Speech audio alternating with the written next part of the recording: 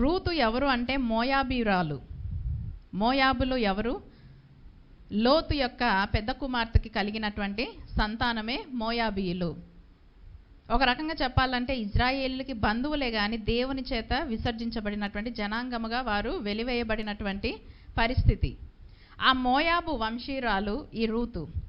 ఒక అన్యురాలు గురించి పరిశుద్ధ గ్రంథంలో రాయబడినటువంటి పుస్తకము ఏదైనా ఉంది అని అంటే అది రూతు గ్రంథమే.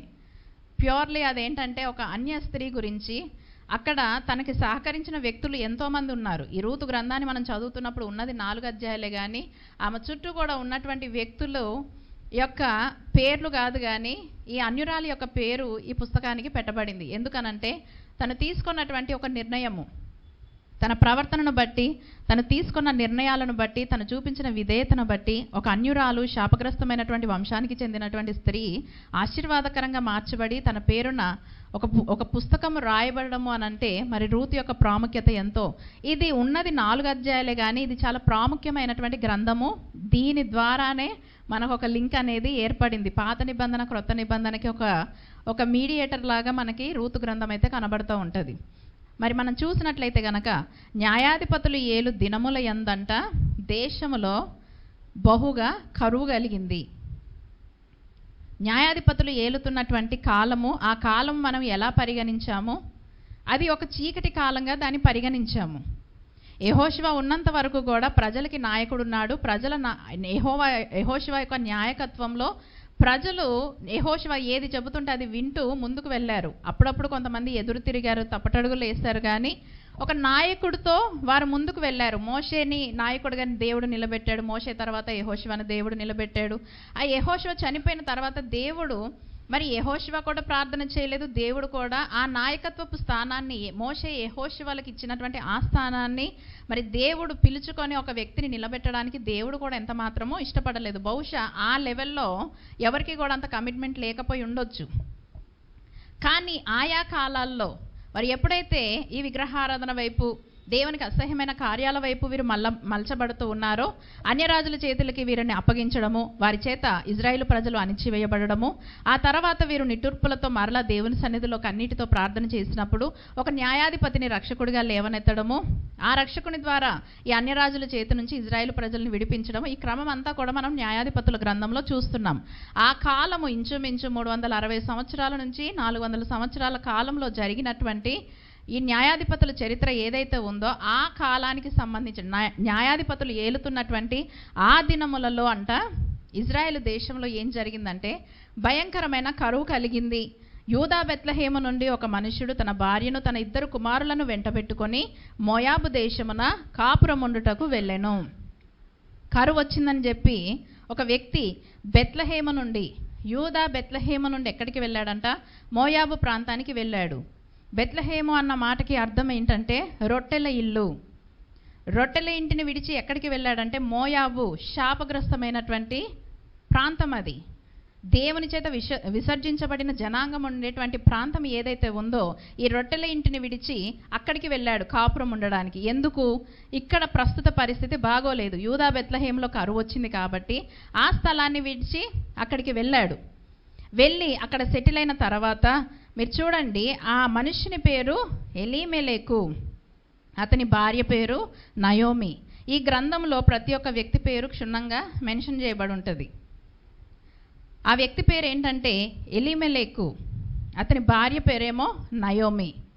చూడండి, ఎలీమెలెకు అన్న మాటకి అర్థం ఏంటంటే దేవుడు నా రాజు.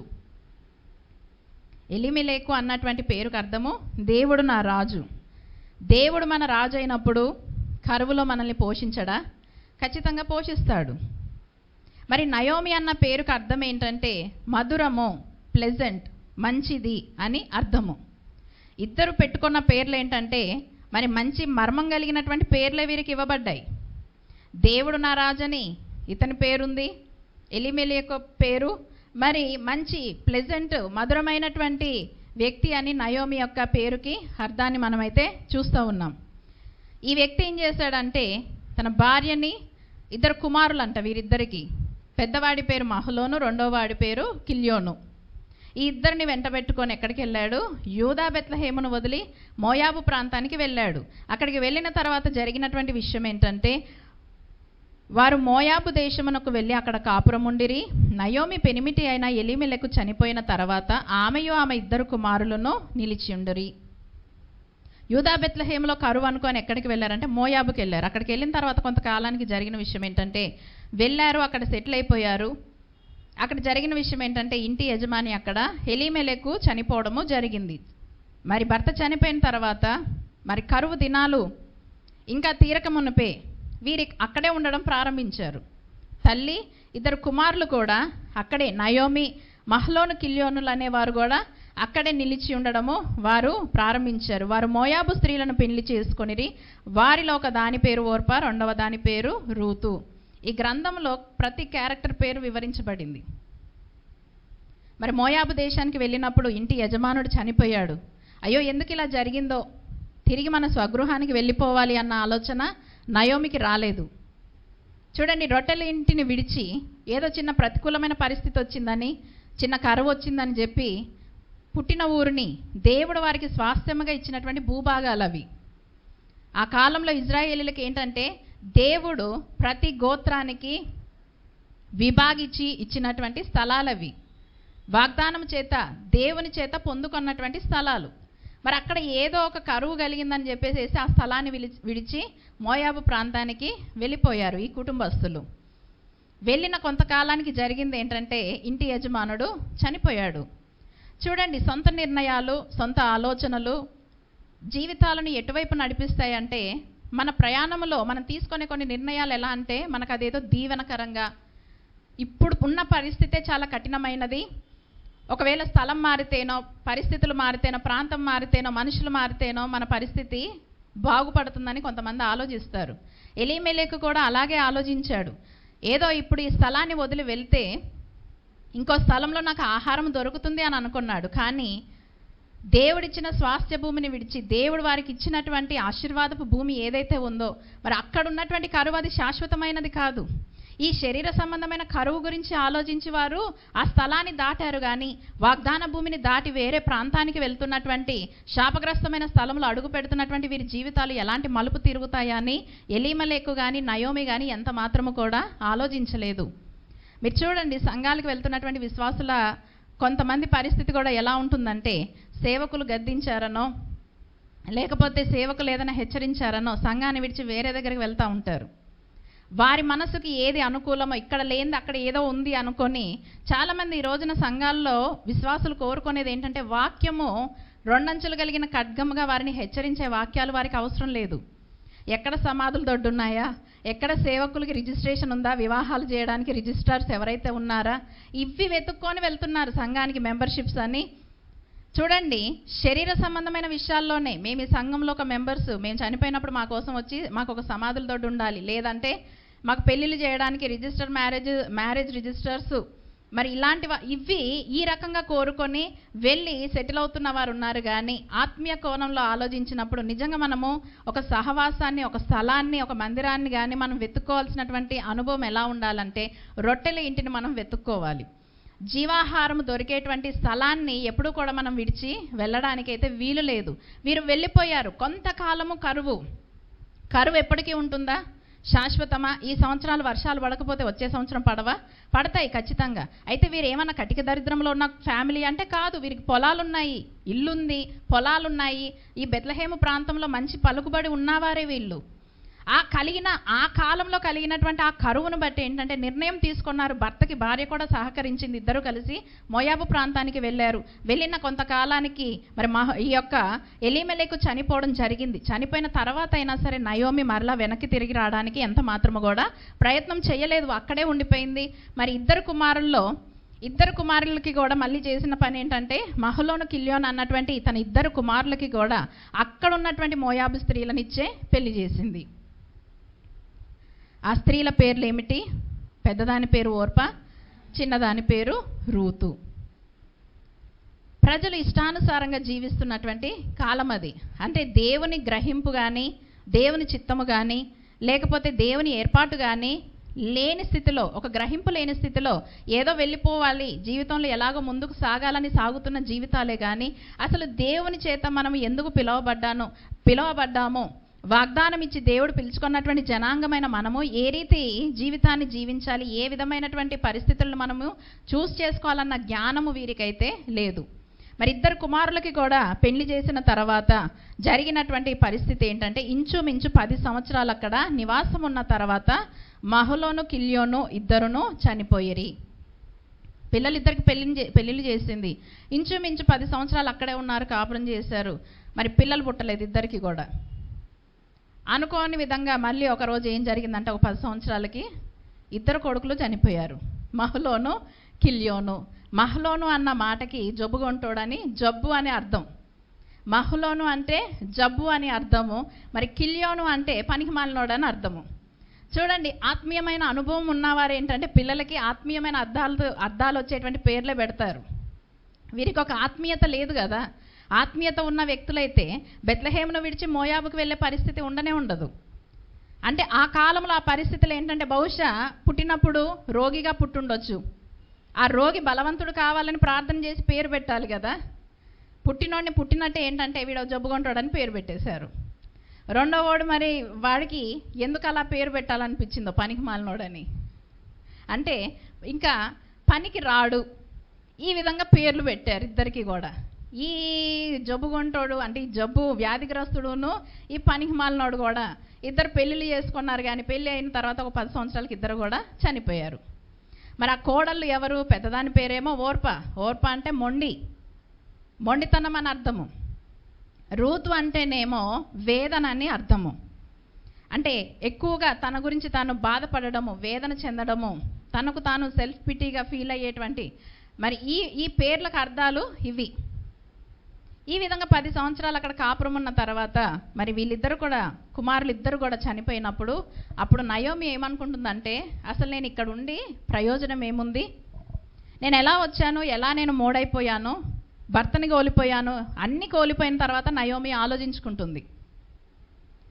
భర్త చనిపోయాడు, ఇద్దరు కుమారులు చనిపోయిన తర్వాత వన్ ఫైన్ డే నయోమికి ఒక ఆలోచన వచ్చింది. అసలు నేను కరువు ఉందని చెప్పి నేను ఇక్కడికి వచ్చాను, ఆకలితో ఉండి నిజంగా దేవుని బిడ్డల్ని దేవుడు ఆకలితో చంపేస్తాడా? నేను ఆకలి కోసము నేను శారీరకమైన ఆహారం అనుకొని నేను వెతుక్కుంటూ ఈ మోయాబు ప్రాంతానికి వస్తే ఇక్కడ జరిగిన పరిస్థితి ఏంటి? నా భర్త చనిపోయాడు, నా ఇద్దరు కుమారులు చనిపోయారు, ఇంకా నేను ఇక్కడ ఉండి ఏం ప్రయోజనం? ఆఖరి నిమిషాల్లో అయినా సరే మీరు చూడండి, ఆ కాలంలో ఏంటంటే వారు ఏ దేశానికి వెళ్ళినా, వారు ఏ ప్రాంతానికి వెళ్ళినా సరే వారు చనిపోయినప్పుడు మాత్రం వారి ఎముకలు వారి స్వస్థలంలో పాతిపెట్టబడాలనే ఒక సెంటిమెంట్, ఒక నియమం అనేది వారికి ఉండేది. అన్నీ కోల్పోయిన తర్వాత నయోమికి వచ్చినటువంటి ఆలోచన ఏంటంటే, నేను సమస్తాన్ని కోల్పోయి నేను ఇక్కడ ఉండాల్సినటువంటి పని ఏముంది, ఇంకా నాకేముంది ఇక్కడ అని అప్పుడు ఆలోచించుకుంటుంది. ఆలోచించుకొని ఒక రోజు నా కోడలిద్దరికీ కూడా చెప్పింది, అమ్మ నా పరిస్థితి బాగోలేదు, మీరు యవ్వన ప్రాయంలో ఉన్నారు, మరి మీ ఇద్దరు కూడా మీ పుట్టింటికి వెళ్ళిపోయి మీ తల్లిదండ్రులు మరలా మీకు ఎవరినైనా మరి వివాహం చేయాలి అనని చూసినప్పుడు దయచేసి మంచి వ్యక్తుల్ని చూసుకొని మీరు పెళ్లి చేసుకొని మీ జీవితంలో మీరు ముందుకు సాగిపోండి. నేనైతే నా ఇంటికి నేను వెళ్ళిపోతున్నాను, బెత్లెహేముకి నేను మరలా తిరిగి వెళ్ళిపోతున్నాను అని అన్నప్పుడు ఇద్దరు కోడళ్ళు కూడా పట్టుకొని ఏడుస్తున్నారు నయోమిని. బయలుదేరి వెళ్తున్నటువంటి క్రమంలో చూడండి 7వ వచనంలో మనం చూసినట్లయితే కనుక, అప్పుడు ఆమె ఉన్న స్థలము నుండి ఆమెతో కూడా ఆమె ఇద్దరు కోడన్రు బయలుదేరి యూదా దేశమునకు తిరిగిపోవలనని మార్గమున వెళ్ళుచుండగా, చూడండి ఇద్దరు కూడా అత్త వెనకాల బయలుదేరి వచ్చారు. ఆమె ప్రయాణమై వస్తున్నప్పుడు ఏంటంటే ఇద్దరు కోడళ్ళు కూడా బయలుదేరి వచ్చేసారు. బయలుదేరి వచ్చినప్పుడు అత్తకి కలిగినటువంటి ఆలోచన ఏంటంటే, నయోమికి కలిగినటువంటి ఆలోచన ఏంటంటే, ఇదిగో నేనంటే నా స్వగ్రామానికి నేను వెళ్ళిపోతున్నాను, మీరెందుకు నన్ను వెంబడిస్తున్నారు? మీరు ఈ దేశస్తులు కదా, మీ జీవితాలు నా వెనకాల వస్తే మీకు ఏమీ దొరకదు, నేనే సమస్తాన్ని కోల్పోయి ఉన్న స్థితిలో నేను ఉన్నాను, నా వెనకాల మీరు వచ్చారు అని అంటే మీ జీవితం కూడా ఇలాగే నాతో ఉన్నప్పుడు మీకు ఏ భవిష్యత్తు ఉండదు, దయచేసి మీ పుట్టింటికి వెళ్ళిపోండి అని చెప్పినప్పుడు ఇద్దరు కూడా ఆమెను పట్టుకొని ఏడుస్తారు. చూడండి, నయోమి తన ఇద్దరి కోడన్లను చూసి, మీరు మీ తల్లుల ఇండ్లకు తిరిగి వెళ్ళుడి, చనిపోయిన వారి ఎడల నా ఎడల మీరు దయచూపునట్లు యెహోవా మీ ఎడల దయచూపును గాక, దయచేసి వెళ్ళిపోయి మీరు పెళ్లి చేసుకోండి. కానీ ఇక్కడ నయోమి సంబోధించినటువంటి అంటే కోడలను పిలిచిన విధానం మనం చూస్తే 11వ వచనంలో నయోమి నా కుమార్తెల్లారా మీరు మరలుడి అని అంటుంది. పేరు పెట్టి పిలవలేదు. ఓర్ప రూతు అని పేరు పెట్టి పిలవలేదు, లేకపోతే కోడళ్ళారా అని కూడా పిలవలేదు, కానీ కుమార్తెల్లారా అని పిలుస్తుంది. మరి నిజంగా కోడళ్ళని కూతురులాగా చూసింది ఈ నయోమి. అందుకే ఆమె వెంటబడి వస్తున్నారు వీళ్ళు. ఆమె ఎప్పుడైతే బెత్లెహేమకి రిటర్న్ అయిపోవాలని ఆలోచించుకుందో అత్తని వదలలేక ఇద్దరు వెంటబడి వస్తున్నారు. ఆ వచ్చేటువంటి క్రమంలో కూడా నయోమి వారిని పిలుస్తున్న పిలుపుని బట్టి మనకి ఏమర్థమవుతుందంటే ఆమె తన ఇద్దరు కోడళ్ళని కోడళ్ళలాగా చూడలేదు, కానీ కూతుర్లలాగా చూసింది. అందుకే ఆమెను విడిచిపెట్టడం ఇష్టం లేకుండా వారు ఏంటంటే వెంటబడి వస్తూ ఉన్నారు. కానీ నయోమి చెప్తున్నటువంటి మాట ఏంటంటే, లేదు, నా వెనకాల మీరు రావద్దు, మీ జీవితాలు మీరు చూసుకోండి అని అన్నప్పుడు పెద్దది ఓర్పా ఏం చేస్తుందంటే అత్త మాటని గౌరవించింది. ఆమె చెప్పిన మాటని గౌరవించింది, ముద్దు పెట్టుకుంది. మరి అత్త చెప్పిన విధంగా వెనక్కి వెళ్ళిపోయింది. కానీ భవిష్యత్తుని తాను ఊహించలేదు. తను నయోమి చెప్పిన మాటకే లోబడింది. కానీ ఏంటంటే బహుశా రూతులాగా ఈ ఓర్పా కూడా దాటి వచ్చేసి ఉండుంటే ఆమె జీవితం కూడా ఒక మలుపు తిరిగి ఉండేది. విన్నది, సరేలే, నిజంగా మా అత్తకి ఏమీ లేదు కదా. ఆమె చెబుతూ ఉంది, ఇదిగో మీకు కుమారులనిచ్చి మళ్ళీ పెళ్లి చేయడానికి నా వయసు ఉడికిపోయింది. అంటే ఆమె ఎందుకు ఆ మాటలు మాట్లాడుతుంది అంటే, ఆ కాలంలో దేవర ధర్మం అనేది ఉండేది. ఆ కాలంలో అప్పుడున్న పరిస్థితుల ప్రకారం ఏంటంటే, మరి ఇంట్లో భర్త చనిపోయినప్పుడు ఏంటంటే వారి కింది వారిని కూడా చేసుకునే ఆచారము ఆ కాలంలో ఉండేది. కాబట్టి నయోమి ఆ మాట అంటది అన్నమాట, ఇప్పుడు నేను వయసు ఉడికిన దాన్ని, నేను ముసలి దాన్ని, మీరు నా వెనకాల వచ్చినా సరే నేను మరలా కుమారులను కానీ మీకు ఇచ్చి పెళ్లి చేసేంత పరిస్థితి కాదు, మీ జీవితాలు మీరు చూసుకోండి అని అన్నప్పుడు ఓర్ప ముద్దు పెట్టుకొని మరి ఈ విధంగా అత్తని విడిచి వెళ్ళిపోయింది. నా కుమార్తెలారా, అది కూడదు, యెహోవా నాకు విరోధి ఆయను, అది మిమ్మును నొప్పించినంత కంటే నన్ను మరి ఎక్కువగా నొప్పించుచున్నదని వారితో చెప్పెను.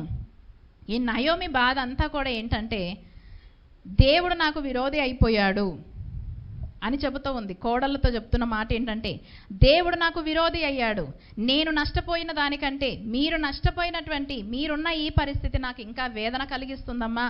దేవుడు నాకు విరోధి అయిపోయాడు. నిజంగా దేవుడు మనకి విరోధి అవుతాడా? ఎన్నడూ కూడా కాడు. దేవుడు విరోధిగా మారాడని అది మన ఫీలింగ్ అంతే.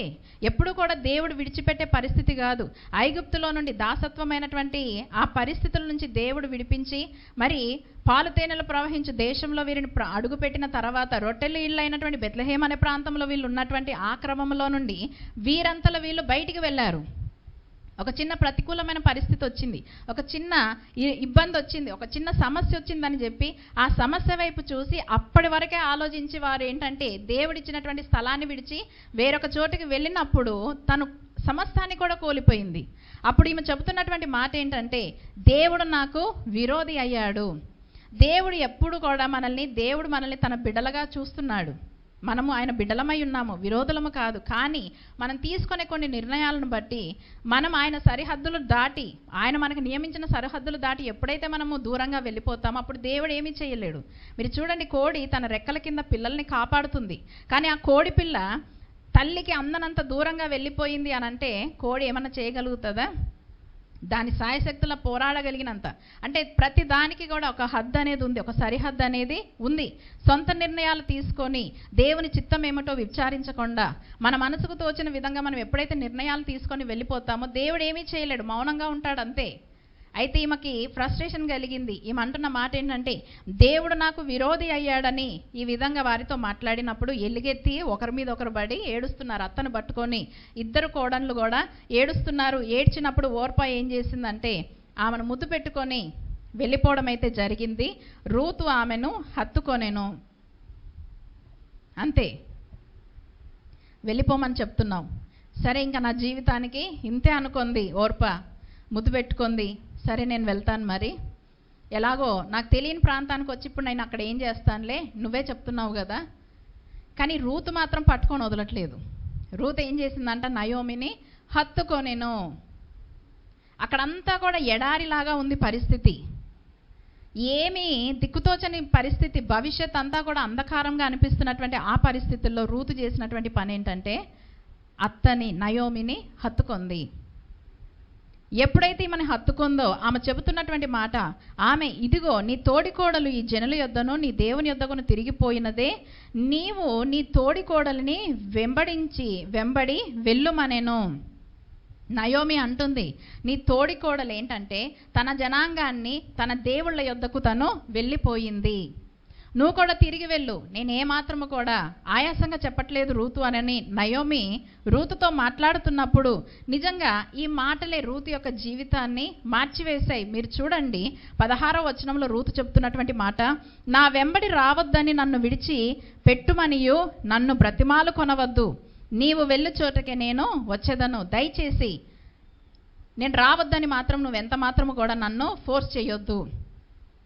బ్రతిమలాడుతుంది అత్తని, నేను రావద్దని నువ్వు అనొద్దు, నేను నీతోనే వస్తాను, నీవు నివసించు చోటని నేను నివసించేదను, నువ్వు ఎక్కడుంటావో నేను అక్కడే ఉంటాను. ఎక్కడుంటే అక్కడ ఉండడానికి ఈమెకి ఏముంది? ఏమీ లేదు. ఒక బలం లేదు, లేకపోతే సమస్తాన్ని కోల్పోయింది, కుటుంబం లేదు. ఈ వృద్ధురాల్ని పెట్టుకొని నువ్వు ఎక్కడుంటే నేను అక్కడే ఉంటానని అంటుంది. బంధుత్వానికి ఎంతో విలువిస్తుంది. నువ్వెక్కడుంటే నేను అక్కడే ఉంటాను, నీ జనమే నా జనము, నీ దేవుడే నా దేవుడు. నా పెళ్ళి అయిపోయింది, నీ కొడుకుని నేను పెళ్లి చేసుకున్నాను, అయిపోయింది. అంటే ఇప్పుడు నీ జనమే నా జనము, నీ దేవుడే నా దేవుడు. మోయాబురాలైనటువంటి రూత్ ఇచ్చినటువంటి సాక్ష్యము మీరు చూడండి. ప్రతి ఒక్కరికి కూడా వారి చరిత్ర ఏంటో తెలుసు, ఫ్యామిలీ హిస్టరీ అనేది తెలుసు. మోయాబీల వంశము ఎలా ప్రారంభించబడిందో, వారి చుట్టూ ఉన్నటువంటి సమాజము మోయాబీలను ఏ విధంగా చూసేదో, ఈ సామాజికంగా తను ఎదుర్కొన్నటువంటి పరిస్థితులన్నిటిని బట్టి ఈ రూతు జ్ఞానవంతురాలనే మనం ఆలోచించాలి. ఈమె చెబుతున్నటువంటి మాట ఏంటంటే, నీ కుమారుని నేను వివాహం చేసుకున్నాను, మోయాబురాలైన నేను నీ కుమారుని పెళ్లి చేసుకున్న తర్వాత నిన్ను వెంబడించి నీ జనమే నా జనం అవుతారు, నీ దేవుడే నా దేవుడు. ఆమె పలికిన మాటలో ఎంతో అర్థం ఉంది. చూడండి, దేవునికి ఈ మాటలు నచ్చాయి. మంచిని హత్తుకుంది. రూతు చేసినటువంటి పని ఏంటంటే, శాపగ్రస్తమైన వంశంలో పుట్టింది. మరి ఏదో విధంగా తన జీవితంలోనికి మరి ఈ వ్యక్తి కిల్యోను అనే వ్యక్తి రావడము, విచారించింది, చరిత్ర తెలుసుకుందో లేకపోతే ఇంకేదో మనకైతే తెలియదు, కానీ మరి నయోమి చూపించిన ప్రేమే అయి ఉండొచ్చు. నిజంగా నయోమి చూపించిన ప్రేమ గయ్యాలితనంగా ఉండుంటే ఆమెను ఎప్పుడో వదిలి వెళ్ళిపోయేవారు. పట్టుకొని ఏడుస్తున్నారు ఇద్దరు కోడళ్ళు అంటే నయోమి ఎంత చక్కగా వాళ్ళని చూసుంటుందో మనకు అర్థమవుతుంది. ఇక్కడ నువ్వెంత మాత్రము కూడా నన్ను ఇలా అనొద్దు, నీ జనమే నా జనము, నీ దేవుడే నా దేవుడు. ఈమె తీర్మానం తీసుకుంది అంతే. నువ్వు ఆరాధించే దేవుడిని నేను ఆరాధిస్తాను, నీ దేవుడే నా దేవుడు. అయిపోయింది బాప్తిజం. అక్కడ ఏంటంటే మారు మనసు, పశ్చాత్తాపం, మనసులో తీర్మానం అయిపోయింది తనకి. నా జీవితం ఎండిపోయిందా? ఎండిన స్థితిలో మీరు చూడండి, ఎండిపోయిన స్థితిలో యవ్వన ప్రాయంలో భర్తను కోల్పోయి అత్త చూస్తే ఆ పరిస్థితిలో ఉంటే మరి ఎలా దేవుణ్ణి తెలుసుకోగలిగింది? నీ దేవుడే నా దేవుడు అని. ఇలాంటి ప్రతికూలమైన పరిస్థితుల్లో చాలామందికి ఏంటంటే, దేవుడు మాకు ఇది ఇస్తే మేము దేవుని నమ్ముతామని అనేవాళ్ళు ఈ రోజున చాలామంది ఉన్నారు. రూతు కనపరిచినటువంటి విశ్వాసం ఏంటంటే, ఆమెకి ఏమీ లేని హీన స్థితిలో ఆమె నయోమితో చెప్తున్నటువంటి మాట ఏంటంటే, నీ దేవుడే నా దేవుడు, నువ్వు ఆరాధించే దేవుడే సజీవుడైన వాడు, ఆయనే నా దేవునిగా నేను అంగీకరిస్తున్నాను, నేను నమ్ముతున్నాను, నేను విశ్వసిస్తున్నానని. నీవు మృతి పొందు చోటని నేనును మృతి పొందేదను. ఎక్కడ మృతి పొందుతుంది మా నయోమి యొక్క స్వస్థలం ఏమిటి? బెత్లెహేము. నీవు మృతి పొందు చోట నేను కూడా అక్కడే చనిపోతాను, ఇదిగో అక్కడనే పాతి పెట్టబడేదను, మరణము తప్ప మరి ఏదైనాను నిన్ను నన్ను ప్రత్యేకించిన ఎడల యెహోవా నాకు ఎంతో కీడైనను చేయునుగాక అనెను. ఈమె చెబుతూ ఉంది, మరణము తప్ప, చావు తప్ప నిన్ను నన్ను వేరుపరిచేది ఏది లేదు. ఇంకేదైనా జరిగిందంటే ఇంతకన్నా కీడు యెహోవా నాకు చేయునుగాక. తీర్మానం తీసుకుంది. మనసులో ఒక దృఢమైనటువంటి తీర్మానం తీసుకున్నప్పుడు మరి నయోమికి అర్థమైన విషయం ఏంటంటే, ఆమెను వదిలిపెట్టడము రూతుకి ఏమాత్రము కూడా ఇష్టం లేదు. హృదయపూర్వకంగా ఈ మాటలన్నీ కూడా మరి రూతు తనతో చెబుతుందన్న విషయము నయోమికి అర్థమైనప్పుడు ఏంటంటే, ఇంకా సరే అయితే రా. చూడండి, వదలలేదు. ప్రేమ నిజంగా నిస్వార్థమైన ప్రేమ మనం చూసినప్పుడు నయోమికి అర్థమైంది, నిజంగానే ఈ అమ్మాయి నన్ను ఒక తల్లిలాగా చూసి నా మీద నిజమైన ప్రేమను కనపరుస్తుంది అనేసి మరి ఆమెను వెంట పెట్టుకొని బెత్లెహేమునకు వచ్చినప్పుడు, బెత్లెహేములో జరిగినప్పుడు ఏంటంటే ఊరు వారందరూ కూడా గుమ్ముగూడి చూస్తున్నారు, నయోమిని రూతుని చూస్తున్నారు. అక్కడ జరిగిన విషయం ఏంటంటే, మరి బెత్లెహేములో ఆహారం దొరుకుతుంది అని తెలిసినప్పుడు ఈమె రిటర్న్ అయింది. అక్కడి నుంచి మోయాబు నుంచి వెళ్ళింది. ఊర్లో అడుగుపెట్టిన వెంటనే జరిగినటువంటి విషయం ఏంటంటే, ఆ బెత్లెహేము ఊర్లో ఉన్న వాళ్ళందరూ కూడా నయోమి కాదా, ఇలా అయిపోయింది ఏంటి, ఇలా చిక్కిపోయింది ఏంటి, ఏంటి ఈ అమ్మాయి ఎవరు, వెంట ఇంకొక యవనస్తురాలు ఉంది ఎవరు అని అందరూ గుమ్ముగూడినప్పుడు గొప్ప ఏడుపు ఇంకా నయోమికి. వెళ్ళేటప్పుడు ఎలా వెళ్ళింది, భర్త 2 కొడుకులతో ఊరు దాటింది. మళ్ళీ రిటర్న్ అయ్యేసరికి ఎలా వచ్చిందంటే భర్త లేడు, 2 కుమారులు కూడా. కుమార్తెలేమో కానీ కుమారులను కోల్పోవడం అంటే అది మామూలు బాధ కాదు. వెళ్ళేటప్పుడు సమస్తాన్ని కుటుంబ సమేతముగా బయటికి వెళ్ళి వచ్చేటప్పుడు ఒంటరిగా వచ్చింది, ఒక్కతే వచ్చింది. ఆ ఊర్లో వాళ్ళందరూ కూడా నయోమిలాగా లేదే, నయోమియే కదా అని మాట్లాడుకుంటున్నప్పుడు గొప్పగా ఏడ్చింది అక్కడ ఆమె. సర్వశక్తుడు నాకు చాలా దుఃఖము కలుగజేసిన గనక నన్ను నయోమి అనకుడి అనక మారా అనుడి అని అంటుంది. అక్కడ కూడా మళ్ళీ ఏం చెప్తుంది, సర్వశక్తిమంతుడు నాకు దుఃఖము కలుగజేసెను. ఈమె భారం అంతా కూడా ఎవ్వరూ లేరు. నిజమే, కొన్ని సందర్భాల్లో మనం చూడండి, మనుషుల్ని ఏమన్నా అంటే ఏం చేస్తారు, ఎదురు మాట్లాడతారు, వీలైతే తిరిగి కొడతారు కూడా. నీ వల్లే నా జీవితం ఇలా అయింది, నువ్వే నన్ను బాధ పెడుతున్నావు, నీ వల్లే నేను ఇలా నష్టపోయాను అంటే వింటారు.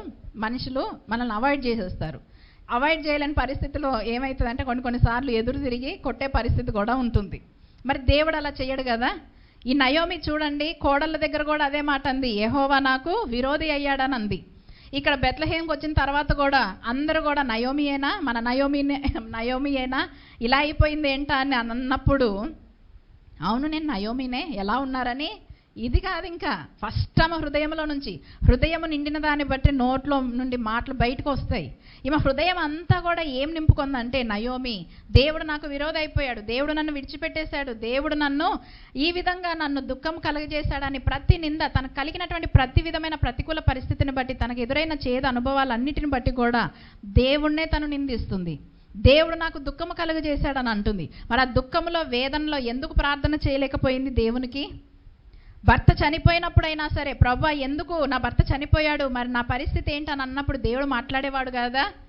సమస్తము కోల్పోయిన తర్వాత, అన్నీ కోల్పోయిన తర్వాత దేవుడు నాకు ఏమిచ్చాడు? చూడండి, కొంతమందికి ఏంటంటే ఒక ప్రమాదపు అంచులో ఉన్నప్పుడు ఇలా ఏదైనా మెలకువగలిగినటువంటి సలహాలు ఇచ్చినప్పుడు ఏంటంటే దాన్ని తీసుకోవడానికి ఇష్టపడరు. తీరా వెళ్ళి ఆ గోతులో పడిపోయి అంధకారంలో చిక్కుకున్న తర్వాత దేవుడు ఎందుకు నా ప్రార్థన వినట్లేదు అని అంటాడు. దేవుడు ఒకటి మనం గమనించాలి, దేవుడు ఎప్పుడూ కూడా మనల్ని ప్రమాదంలో పడిన తర్వాత కాదు, పడక ముందే దేవుడు మనల్ని హెచ్చరిస్తూ ఉంటాడు, మాట్లాడతాడు. ఆ గ్రహించుకునేటువంటి మనసు, జ్ఞానము మనము కూడా కలిగి ఉండాలి. వెళ్ళిపోయింది, సమస్తాన్ని కోల్పోయిన తర్వాత దేవుని నిందిస్తుంది, చెబుతుంది నేను మధురము కాదు, నేను మారా, నేను చేదుని, నేను తీపి కాదు, ఇప్పటి నుంచి నన్ను మారా అని పిలవండి, నన్ను చేదని పిలవండి అని ఎంతో దుఃఖముతో వేదనతో మాట్లాడుతూ ఆమె చెబుతున్న మాట ఏంటంటే, సమృద్ధి గలదాననై వెళ్ళి తిని యెహోవా నన్ను రిక్తురాలుగా తిరిగి రాజేశాను. సమృద్ధి ఉన్నప్పుడు ఎందుకు వెళ్ళాలి? సమృద్ధి ఉన్నప్పుడు ఎందుకు దేవుడిచ్చిన స్థలాన్ని దాటి వెళ్ళింది అని అంటే ఈ కష్టాలు కొని తెచ్చుకోవడానికి. దేవుడు వెళ్ళమని చెప్పలేదు, వీరు వెళ్ళారు. ఆమె సాక్ష్యం ఇస్తుంది, నేను సమృద్ధితో ఉన్నాను ఇక్కడ బెత్లెహేంలో ఉన్నప్పుడు. అన్నీ ఉన్నా సరే ఎందుకు కొత్త ప్రయోగాలు చేయడానికి వేరే దగ్గరికి వెళ్ళాలి? చూడండి, దేవుడు ఎప్పుడు కూడా మనకి ఏంటంటే, నిజమే కదా, మనకి కలిగింది ఎప్పుడు తెలుస్తుందంటే అది కోల్పోయినప్పుడే దాని విలువ మనకి తెలుస్తుంది. చాలాసార్లు ఏంటంటే మనకి దేవుడిచ్చిన దాన్ని మనం గ్రహించుకోము. మనకిచ్చిన ఆరోగ్యమే కానీ, మనకిచ్చిన ఉద్యోగమే కానీ, మనకిచ్చినటువంటి ఆశీర్వాదమే కానీ, ఏదైనా మనకు కలిగి ఉన్నది ఏంటంటే ఏముందిలేనని అనుకుంటూ ఉంటాం. అది కోల్పోయినప్పుడు, అన్ని విధాలుగా నష్టపోయినప్పుడు, అరే ఒకప్పుడు నా పరిస్థితి ఏంటి? చూడండి, సమృద్ధి గలదానినై వెళ్ళాను. అన్నీ ఉన్నవారికి నిజంగా కొన్నిసార్లు దేవుని మాటలు ఎక్కవు. అందుకే దేవుడు కొన్నిసార్లు కొంతమందికి కొన్ని ముళ్ళు పెట్టి వారిని అనుస్తూ ఉంటాడు. ఈ నయోమియే చెబుతుంది, దేవుడు విరోధయ్యాడని అంటుంది, ఇన్ని మాటలు మాట్లాడుతుంది. నేను సమృద్ధి గలదాన్నై వెళ్ళాను.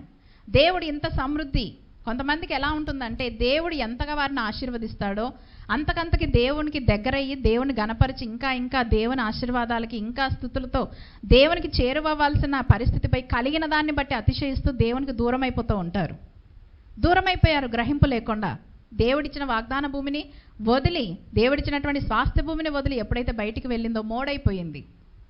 దుఃఖంతో వేదనతో నన్ను మధురంగా నయోమి అని పిలవకండి, మారా అని పిలవండి అని యెహోవా నా మీద విరుద్ధముగా సాక్ష్యము పలికెను, సర్వశక్తుడు నన్ను బాధపరిచినని వారితో చెప్పెను. అట్లు నయోమి ఆమెతో కూడా మోయాబురాలైన రూతు అను ఆమె కోడలను మోయాబు దేశం నుండి తిరిగి వచ్చిరి. వారిద్దరూ యవల కోత ఆరంభములో వచ్చారంట బెత్లెహేముకి. యవలు అంటే బార్లీ. ఆ కోత ఆరంభంలో పంట అంతా కూడా వచ్చింది. పంట కోసే టైంకి బెత్లెహేము ప్రాంతానికి వీరు వచ్చారు. వచ్చి మరి తన ఇంట్లో తను తన కోడలు రూతు ఇద్దరు కూడా ఉంటున్నటువంటి కాలంలో రూతు చెబుతూ ఉంది, పని చేయడానికి నేను ఎక్కడికి వెళ్ళాలో నాకు అర్థం కావట్లేదు, కానీ ఆహారం కావాలి కదా బ్రతకడానికి. మీరు చూడండి వీరిద్దరు కాంబినేషన్ ఎలా ఉందంటే, వృద్ధురాలు ఎందుకు పనికిరాదు, ఆమెనే పట్టుకొని వెంటాడింది రూతు. ఈమెకున్నది ఏంటంటే చిన్న పని ఏదైనా చేయగలుగుతుంది. ఆ చిన్న పని కూడా చేయాలంటే మరి యవన ప్రాయంలో ఉన్న ఈ స్త్రీ ఏ పని చేయగలుగుతుంది, ఎక్కడికి వెళ్తే ఎలాంటి పరిస్థితులు ఎదురవుతాయో అర్థం కాని పరిస్థితుల్లో రూతు చెప్తున్నటువంటి మాట మీరు చూడండి. నయోమి పెనిమిటి బంధువుడు ఒకడుండెను, అతడు చాలా ఆస్తిపరుడు, అతడు ఎలీమెలెకు వంశపు వాడై ఉండెను, అతని పేరు బోయాజు.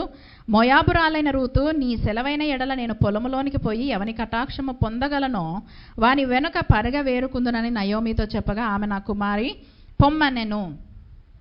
ఏదైనా దగ్గరలో పొలం ఉంటే వెళ్ళి నేను అక్కడ వారు కోత కోస్తున్నారు కదా, ఆ కింద పడిన ధాన్యము పరిగ ఏదైతే ఉందో అది తీసుకొస్తాను, మరి మనము తినడానికి మనకి ఏదో ఒక ఆహారం ఉండాలి కదా అన్నప్పుడు, సరే అమ్మ వెళ్ళు అని నయోమి చెప్పింది.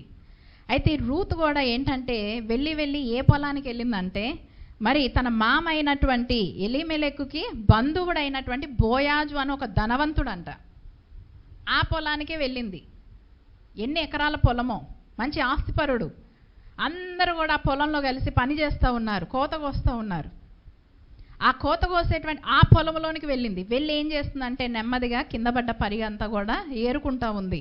మరి బోయాజు అక్కడికి రావడము, ఆ బోయాజు వచ్చి పనివారితో, ఈ బోయాజు చూడండి, బోయాజు కూడా ఒక మంచి ప్రవర్తన కలిగినటువంటి వ్యక్తి. 3వ వచనంలో మనం చూస్తే, కాబట్టి వెళ్ళి పొలంలోనికి వచ్చి చేను కోయు వారి వెనక పొలములో ఏరుకొనెను. ఆ పొలములో ఆమె పోయిన భాగము ఎలీమెలెకు వంశస్థుడైన బోయాజుది. బోయాజు బెత్లెహేము నుండి వచ్చి, యెహోవా మీకు తోడయుండును గాక అని చేను కోయువారితో చెప్పగా, ఈ బోయాజు అన్న మాటకి అర్థం ఏంటంటే బలమిచ్చేవాడు. వచ్చాడు పొలంలోకి, కోత కోస్తున్నారు అందరు పనివారు. ఆ కోత కోస్తున్నప్పుడు వచ్చాడు, నిలబడ్డాడు. ఆ నిలబడినప్పుడు అక్కడ కోసేవారు. ఆయన చెబుతున్న మాట ఏంటంటే, యెహోవా మీకు తోడయుండునుగాక. మొట్టమొదటి మాట, పనివారితో ఎవరైనా ఈ విధంగా మాట్లాడతారా? పని చేసే వాళ్ళని ఎలా పని చేస్తున్నారు ఏంటని హెచ్చరిస్తారు. యజమానులు అంటే వాళ్ళ ఇది చూపించుకుంటారు. కానీ ఇతను వచ్చి పలికినటువంటి మొదటి మాట ఏంటంటే, పొలంలోకి వచ్చి యెహోవా మీకు తోడయుండునుగాక అని అన్నాడు. దీవిస్తున్నాడు. అంటే దైవికమైన మాట తను మాట్లాడుతున్నప్పుడు పొలంలో చేను కోయేవారు కూడా ఏం చెప్తున్నారంటే, యెహోవా నిన్ను ఆశీర్వదించును గాక. చూడండి ఇక్కడ పని ఎలా జరుగుతుందంటే, పొలంలో పని, దేవుడు మిమ్మల్ని, ఆ యెహోవా మిమ్మల్ని ఆశీర్వదిస్తాడు, దేవుడు మీకు తోడై ఉంటాడని బోయాజు చెబుతున్నప్పుడు, యెహోవా నిన్ను ఆశీర్వదిస్తాడని పంట కోసేవారు. అంటే ఒక ప్రజల్లో ఒక మంచి గుర్తింపు కలిగినటువంటి వ్యక్తి. దైవికమైన మాటలే తన నోటి నుండి. ఆస్తిపరుడు కదా, గర్వముతో కానీ అహంకారంతో కానీ పనివారిని తక్కువ చేసైతే మాట్లాడలేదు. నిజంగా దేవుడు మనల్ని ఆశీర్వదించే కొలదిగా మనం ఎలా అంటే, దేవుని నామాన్ని మహిమపరిచే వారిగా ఉండాలి. బహు ఆస్తిపరుడని వాక్యంలో రాయబడి ఉంది. ఇంత ఆస్తిపరుడు తన పొలంలో పనిచేస్తున్నటువంటి పనివారి దగ్గరకు వచ్చి చెబుతున్న మాట ఏంటంటే, యెహోవా మీకు తోడయుండునుగాక. వారు కూడా ఏం చెప్తున్నారంటే, అయ్యా దేవుడు ఇంకా నిన్ను దీవించునుగాక. ఏదైనా మనము ఒక వ్యక్తిని ట్రీట్ చేసే విధానాన్ని బట్టే ఉంటుంది. వారు కూడా పొలంలో పనిచేసేవారు అంటున్నారు, యెహోవా నిన్ను ఆశీర్వదించును గాక అని అన్నప్పుడు ఇలా చూస్తున్నప్పుడు కొత్త అమ్మాయి కనిపించింది పొలంలో. ఎవరి అమ్మాయి అనని మరి అక్కడ పని చేసేటువంటి అధికారిని, ఒక వ్యక్తిని అడిగినప్పుడు అతను చెప్తున్న మాట ఏంటంటే, మీ దూరపు బంధువురాలు ఎవరైతే ఉందో నయోమి, ఆ నయోమి యొక్క కోడలే తను రూతు. ఆమె మోయాబురాలు. వాళ్ళు మొన్నే వచ్చారు ఊర్లోకి, అంతా చనిపోయారు. నయోమి భర్త చనిపోయాడు, నయోమి 2 కుమారులు చనిపోయారు. కానీ అత్త వెనకాల వచ్చేసింది మన ఊరికి. మరి ఈ విధంగా ఆహారం కోసము పరిగెడుకోవడానికి వచ్చినప్పుడు నేను అనుమతించాను అని అన్నప్పుడు బోయాజు ఏమన్నాడంటే, ఆమెను పిలిచి, చూడండి ఒకసారి మనం చూసినట్లయితే కనుక 7వ వచనంలో, ఆమె నేను కోయువారి వెనుక పనుల మధ్య ఏరుకొను కూర్చుకుంటకు దయచేసి నాకు సెలవిమ్మని అడిగాను. అక్కడ ఉన్నటువంటి పనివారి మీద అధికారిగా నియమించబడినటువంటి వ్యక్తి దగ్గరికి వెళ్ళి రూతు అడిగింది, ఇదిగో నేను ఏం చేయను కానీ ఆ రాలిపోయిన పరిగె ఏదైతే ఉంటుందో, నిజంగా దేవుడు ఇజ్రాయేల్ ప్రజలకు ఇచ్చినటువంటి కొన్ని నియమ నిబంధనలు ఏంటి అని అంటే, పంట పొలంలో కొంత రాలిన పరిగెను వారు ఏరకూడదు. కోత కోస్తున్నప్పుడు ఏంటంటే ఏదైతే పంట కింద పడుతుందో అది లేని ఇలాంటి వారి కోసము అది ఉంచేయాలి. పొలాన్ని క్లీన్గా మీరు ధాన్యం అంతా కూడా తినకూడదు. ఆ కింద పడిన ధాన్యం ఏదైతే ఉందో అది విడిచిపెట్టండి. లేని వారు ఎవరైనా పొలంలోకి వచ్చి, అంటే మీరు సంపాదించిన పంటలో కొంత బీదలకు మీరు ఇచ్చిన వారు అవుతారు. అంతా నాకే కావాలి, అన్నీ నేనే కూర్చుకుంటానంటే కాదు. మీ చేతికి వచ్చిన పంటను మీరు కోసేయండి. రాలింది భూమి మీద పడింది ఏదైతే ఉందో, ఈ లేని వారు ఎవరైతే వస్తారో వారు ఆ పరిగె ఏరుకోవడానికి లేని వాళ్ళకి దాన్ని మీరు ఉంచాలని దేవుడు ఇజ్రాయేల్కి ఇచ్చినటువంటి నియమం. అది ఒక మాట దేవుడు వారికి ఆ కాలంలోనే చెప్పాడు. మరి అందుకే వీళ్ళు ఏంటంటే కోత కోస్తున్నారు కానీ కింద పడిన పంట, ఈ మోయాబురాలైనటువంటి రూతు అడుగుతున్న మాట ఏంటంటే, మీ పంటలోది నాకు ఏం అవసరం లేదు, ఆ కింద పడినటువంటి ఆ పరిగె ఏదైతే ఉందో, ధాన్యం ఏదైతే ఉందో నేను అది తీసుకుంటాను, దయచేసి నాకు ఇస్తారా అని అడిగినప్పుడు ఆ పైనవాడు చెప్తున్న మాట ఏంటంటే, నిశ్చింతగా నీకేం ప్రాబ్లం లేదమ్మా, ఏరుకో అని చెప్పాడు. ఈ మోయాబు వచ్చి అడుగుతున్నాడు, ఈమె ఎవరు, ఏ విధంగా, మరి తను ఈ స్థలంలో ఏం చేస్తుంది అని అన్నప్పుడు, ఈమె పలానా అని తెలిసినప్పుడు చూడండి ఇక్కడ బోయాజు వచ్చి చెప్తున్నటువంటి మాట, అందుకు ఆమె సాగిలపడి తల వంచుకొని, ఏమి తెలిసి పరదేశినైన నా యందు లక్ష్యముంచున్నట్లుగా నీకు కటాక్షము కలిగినని చెప్పగా, బోయాజు, నీ పెనిమిటి మరణమైన తర్వాత నీవు అత్తకు చేసినదంతయు నాకు తెలిసెను. వచ్చి చెబుతూ ఉన్నాడు ఏంటంటే, అమ్మా నువ్వు వేరే పొలంలోకి వెళ్ళకు, ఇంకా నువ్వు కరెక్ట్ స్థలానికే వచ్చావు, వేరే పొలానికి వెళ్ళకు. ఇక్కడ నువ్వు పరిగేరుకోవడమే కాదు, ఆ పనివారికి చెప్తున్న మాట ఏంటంటే, కింద పడిందే ఏరుకోవడం కాకుండా కాస్త చూసి చూడనట్టుగా ధాన్యాన్ని కింద వదిలేసేయండి, ఆమెకి ఆహారాన్ని ఇవ్వండి మీరు అని చెప్పి ఈమె దగ్గరికి వచ్చి, రూతు దగ్గరకు వచ్చి చెబుతూ ఉన్నాడు, నువ్వు వేరే పొలానికి వెళ్ళకు, ఇక్కడే వచ్చి ఇక్కడ కోత కోసినంతసేపు కూడా ఎన్ని రోజులైతే ఇక్కడ పంట కోయబడుతుందో ఇక్కడ నువ్వు ఆహారాన్ని సమకూర్చుకొని వెళ్దు కానీ అని చెప్పినప్పుడు సాగిలపడి నమస్కారం చేస్తుంది రూతు. ఏమి చూసి, పరదేశినైన నన్ను, చూడండి పరదేశుల విషయంలో ఎవరో కూడా ఇలాంటి కనికరము చూపుతారా? పరదేశినైన నా విషయంలో నువ్వు ఎలా ఇంత కటాక్షం చూపుతున్నావు అని మరి సాగిలపడి నమస్కారం చేసినప్పుడు, అన్ని భర్త చనిపోయిన తర్వాత నీవు నీ అత్తకు చేసిందంతా కూడా నాకు తెలియబడింది. నీవు నీ తల్లిదండ్రులను నీ జన్మభూమిని విడిచి ఇంతకు ముందు నీవు ఎరగని జనమునొద్దకు వచ్చితివి. నీ అత్తకు నువ్వు చేసిన మంచి కార్యాలు ఏంటో అవి నాకు వినబడ్డప్పుడు నాకు నీ సాక్ష్యము చాలా బాగా నచ్చిందమ్మా. నీ సాక్ష్యము చాలా గొప్పది. నీ స్వజానాన్ని విడిచిపెట్టేశావు, నీ భూమిని, నువ్వు పుట్టిన భూమిని నువ్వు విడిచిపెట్టి ఈ విధంగా మరి నీ అత్తని పట్టుకొని ఈ స్థలానికి వచ్చావు కాబట్టి, నీవు ఎరగని జనము దగ్గరికి నువ్వు వచ్చావు కాబట్టి నీవంటే నాకు చాలా మంచి అభిప్రాయం ఉంది. యెహోవా నీకు దయచేసిన దానికి నీవు చేసిన దానికి ప్రతిఫలం ఇచ్చును. ఇశ్రాయేలీయుల దేవుడైన యెహోవా రెక్కల క్రింద సురక్షితముగా నుండునట్లు నీవు వచ్చితివి. నువ్వే మంచి పని అయితే చేశావో అది నీకు ఖచ్చితంగా ప్రతిఫలము. అంటే మీరు చూడండి, బోయాజు మాటల్లో ఎక్కువ మనకి ఏం అర్థమవుతుంది? దేవుణ్ణే కనపరుస్తున్నాడు, దేవుని మాటలు చెప్తున్నాడు. నీవు చేసిన దానిని దేవుడు నీకు, యెహోవా నీవు చేసిన దానికి ప్రతిఫలం ఇచ్చును అని అన్నాడు, బలపరుస్తున్నాడు వాక్యము చేత. బోయాజు అన్న మాటకు అర్థం ఏంటంటే బలపరచువాడు, బలము అని అర్థము. ఏ బలం ఇస్తున్నాడు? శారీరకమైన బలం కాదు, దేవుని మాటలనే బలాన్ని ప్రజలకి ఇస్తూ ఉన్నాడు. పొలంలో పనిచేసే వారికి యెహోవా మీకు తోడయ్యుండును అని అన్నాడు. ఇక్కడ రూతుతో మాట్లాడుతున్నటువంటి మాట ఏంటంటే, నీవు చేసిన దానికి ప్రతిఫలముగా దేవుడు నీకు ప్రతిఫలం ఇస్తాడని రూతుతో మాట్లాడుతూ, ఇశ్రాయేలీయుల దేవుడైన యెహోవా రెక్కల క్రింద సురక్షితముగా నుండునట్లు నీవు వచ్చితివి. నువ్వు తీసుకున్న నిర్ణయం మామూలుది కాదు. అన్య దేవతలను, అన్య ఆచారాలని సమస్తాన్ని కూడా విడిచిపెట్టి నీవు వచ్చినటువంటి స్థలం ఏంటంటే యెహోవా రెక్కల క్రిందికి నువ్వు వచ్చావు. ఇంకా నీకు క్షేమమే కానీ కీడెంత మాత్రము కూడా ఉండదు, దేవుడు నిన్ను కనికరిస్తాడు. అంటే హోప్లెస్ కండిషన్లో ఉన్నటువంటి రూతును చూసి బోయాజు పలుకుతున్నటువంటి మాటలు ఏంటంటే, ఇదిగో దేవునిలో నిరీక్షణ ఉంది, నీ సత్ప్రవర్తనను బట్టి, నువ్వు తీసుకున్న నిర్ణయాన్ని బట్టే ఇదిగో నీ జీవితంలో ఆశీర్వాదము దాగి ఉందని రూతుని బలపరుస్తూ ఉన్నాడు బోయాజు. నిజంగా ఎంత ధన్యకరం కదా. మనం తీసుకునే నిర్ణయాలే మన జీవితాన్ని మలుపు తిప్పుతూ ఉంటాయి. చూడండి, అబ్రహామును వెంబడించినటువంటి లోతు బహుగా ఆశీర్వదించబడ్డాడు. అబ్రహామును దేవుడు పిలుచుకున్నప్పుడు లోతు కూడా వెంబడించాడు. అబ్రహాముతో ఉన్నంత కాలము కూడా లోతు జీవితంలో గొప్ప ఆశీర్వాదమే. అబ్రహాము ఎలాంటి ఆశీర్వాదాన్ని అనుభవిస్తూ ఉన్నాడో సైమల్టేనియస్గా ఏంటంటే లోతు కూడా ఆశీర్వాదాన్ని అనుభవిస్తూ ఉన్నాడు. ఎప్పుడైతే విస్తరించడం ప్రారంభించారో లోతుకు కలిగిన ఆలోచన ఏంటంటే అబ్రహాము నుంచి వేరైపోవాలని అనుకున్నాడు.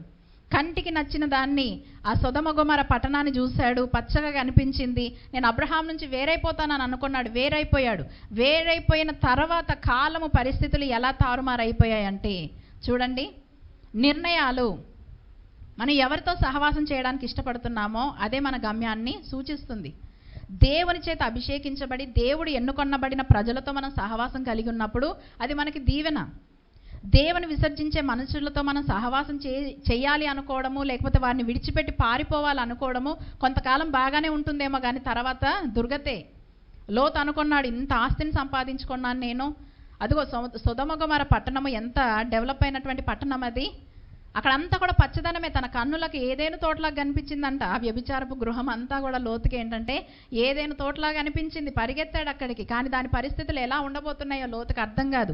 వెళ్ళాడు, అక్కడ చూసినప్పుడు అంతా కూడా భయంకరమైన పాపము, ఆడా మగ అన్నటువంటి తేడా లేనటువంటి పాపంలో మునిగి తేలుతున్నారు ప్రజలు. అయినా సరే అక్కడున్న డెవలప్మెంట్ బట్టి ఏంటంటే ఆ ప్రాంతాన్ని వదిలి లోతు బయటికి రావడానికి ఇష్టపడలేదు. అబ్రహాముతో కలిసి ఉన్నంత వరకు కూడా లోతు జీవితంలో దీవెనే ఉంది. అబ్రహామును విడిచి ఎప్పుడైతే వెళ్ళాడో తన జీవితంలో ఏంటంటే ప్రతికూలమైన పరిస్థితులు ఎదుర్కోవడము ప్రారంభించాడు. బెత్లెహేమును వదిలి వెళ్ళినటువంటి నయోమి మారిపోయింది. చేదైనటువంటి అనుభవాలను ఎదుర్కొని మరలా తిరిగి వచ్చింది. అయితే ఈ యొక్క నయోమిని వెంబడించినటువంటి రూతు బెత్లెహేము ఇంటికి వచ్చినప్పుడు ఇక్కడ బోయాజు చెబుతూ ఉన్నాడు, నువ్వు శ్రేష్టమైనది యెహోవా రెక్కల క్రిందికి వచ్చావు. నీ జీవితంలో నువ్వు సమస్తాన్ని కోల్పోయినా సరే నిన్ను రక్షించువాడు, నిన్ను ఆదరించువాడు, సురక్షితంగా ఉండేటువంటి దేవుని రెక్కల క్రిందికి నువ్వు వచ్చావు కాబట్టి మరి ఆయన నీకు పరిపూర్ణమైన బహుమానమును ఇచ్చునని ఆమెతో చెప్పాను. నిజంగా మనం ఎప్పుడైతే దేవుని రెక్కల క్రిందకి వస్తామో మన బహుమానాన్ని మనం ఎక్కడ వెతుక్కోవాలంటే దేవుని సన్నిధిలోనే మనం వెతుక్కోవాలి.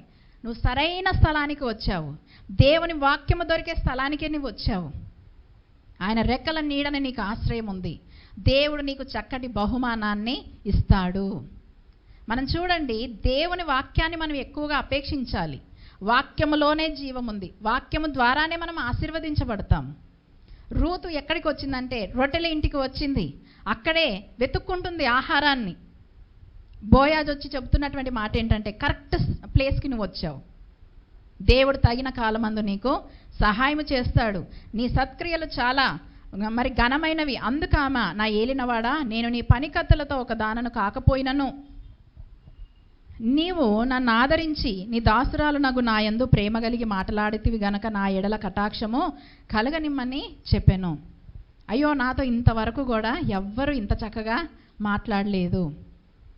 అంటే మీరు చూడండి, ఇజ్రాయేలీలకి మోయాబీలను ఎలాగా చూసేవారంటే అంతే, విరోధులే వాళ్ళు. కానీ ఒక శత్రువు, ఒక శాపగ్రస్తమైనటువంటి జనాంగముగా గుర్తింపు తెచ్చుకున్నటువంటి ఈ మోయాబురాలతో ఎంత బాగా బోయాజు మాట్లాడుతున్నాడు. బోయాజు యేసుప్రభు వారికి సాదృశ్యంగా మనకి కనబడుతూ ఉన్నాడు. దేవుణ్ణి మనకి పరిచయం చేశాడు.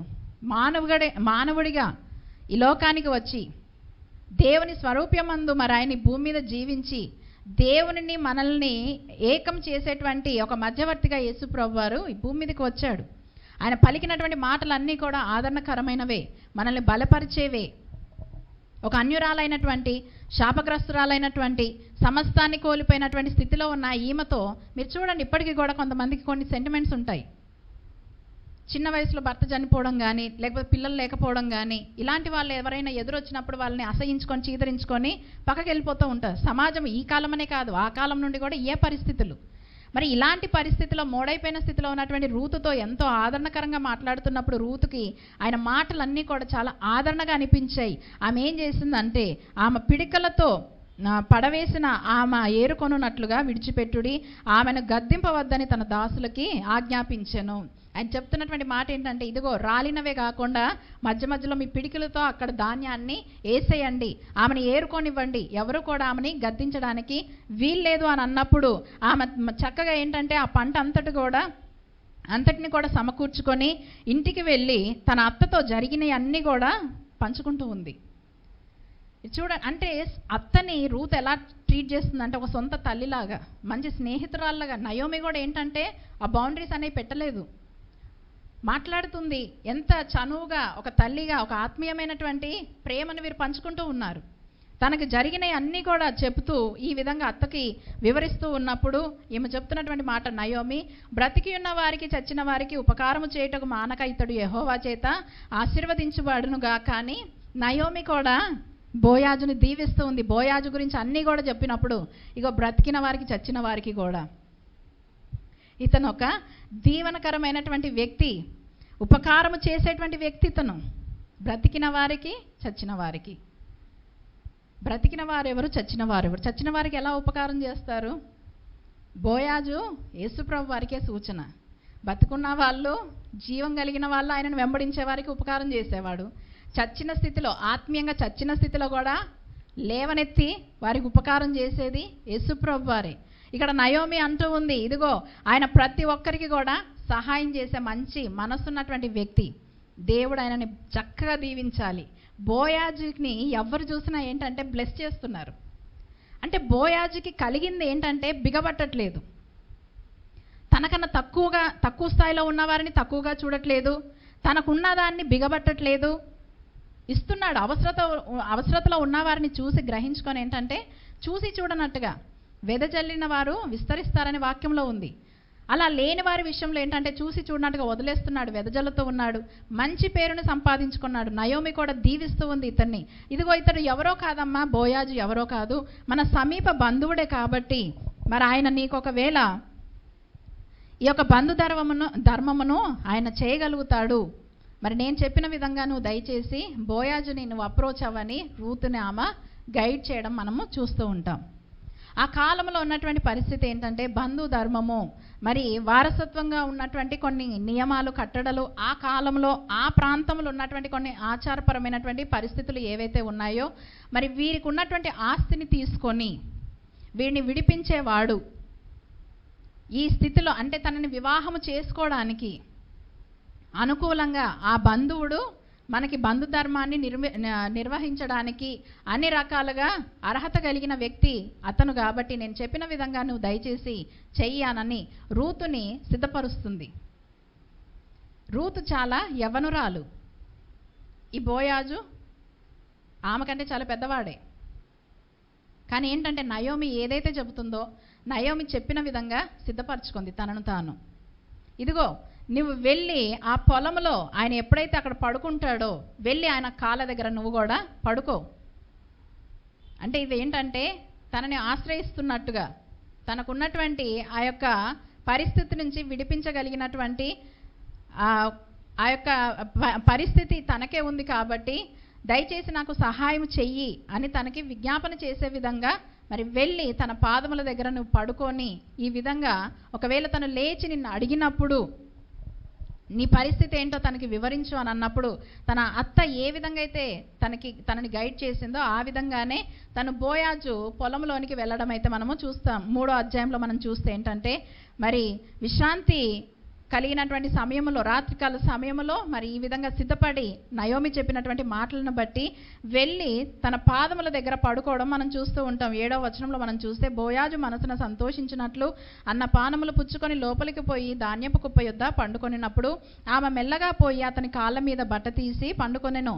మధ్యరాత్రి అందు అతడు ఉలికిపడి తిరిగి చూచినప్పుడు ఒక స్త్రీ తన కాళ్ళ యొద్ద పండుకొని ఉండెను. అతడు నీవెవరని ఆమెను అడుగగా ఆమె, నేను రూతు అను నీ దాసురాలని, నీవు నాకు సమీప బంధుడవు గనక నీ దాసురాలి మీద నీ కొంగు కప్పమనగా అతడు నా కుమారి, యెహోవా చేత నీవు దీవెన నొందిన దానవు, కొద్దివారినే గాని గొప్పవారినే గాని యవనస్తులను నీవు వెంబడింపక యుండుట వలన నీ మునుపటి సత్ప్రవర్తన కంటే వెనుకటి సత్ప్రవర్తన మరి ఎక్కువైనది.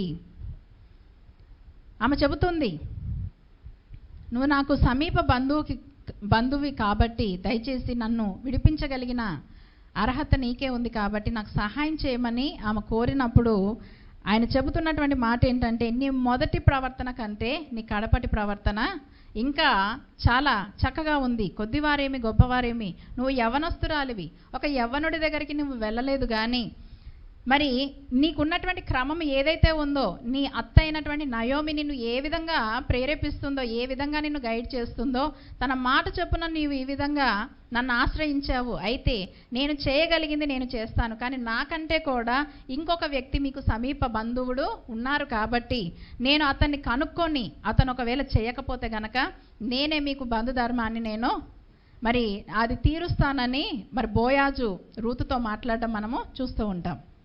ఇలా ఏం చేస్తాడంటే బోయాజు 4వ అధ్యాయంలో మనం చూసినట్లయితే కనుక బోయాజు పురద్వారమునొద్ద పోయి అక్కడ కూర్చుండగా బోయాజు చెప్పిన బంధువుడు ఆ త్రోవను పోవుచుండెను గనక బోయాజు పోయి ఈ తట్టు తిరిగి ఇక్కడ కూర్చుండమని అతని పిలువగా, మరి బోయాజు కంటే కూడా సమీప బంధువు అయినటువంటి ఇంకొక వ్యక్తి ఉన్నాడు.